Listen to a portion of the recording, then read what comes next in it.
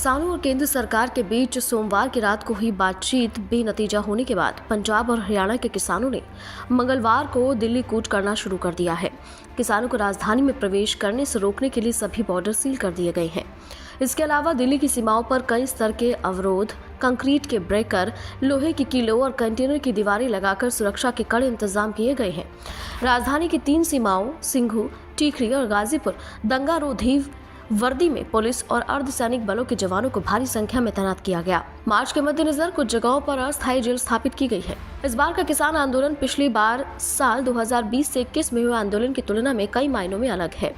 इस बार किसानों की मांग भी अलग है और नेतृत्व भी। पिछली बार किसानों का आंदोलन कृषि कानूनों के खिलाफ था और वो इसमें सफल भी हुए थे, क्योंकि सरकार ने इन कानून को वापस लिया था और एमएसपी पर गारंटी देने का वादा किया था। लेकिन किसानों का कहना है कि सरकार ने एमएसपी को लेकर जो वादे किए थे वो पूरे नहीं किए हैं। किसानों की मांगों में प्रमुख मांग फसलों के लिए न्यूनतम समर्थन मूल्य की गारंटी वाला कानून बनाना है। सभी फसलों का मूल्य डॉक्टर स्वामीनाथन आयोग की सिफारिशों के आधार पर तय हो और गन्ना भी इसमें शामिल हो।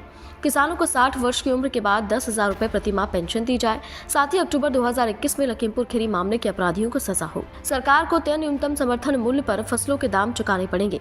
एमएसपी पर कानून बना तो सरकार जो एमएसपी तय करेगी उसमें कम दाम पर किसानों से कोई फसल नहीं खरीद पाएगा।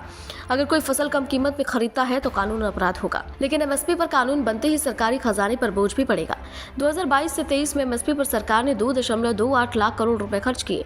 अगर एमएसपी पर कानून आ गया तो यह खर्च बढ़कर 17 लाख करोड़ हो जाएगा। रबी खरीफ की 22 फसलों पर सरकार एमएसपी देती है।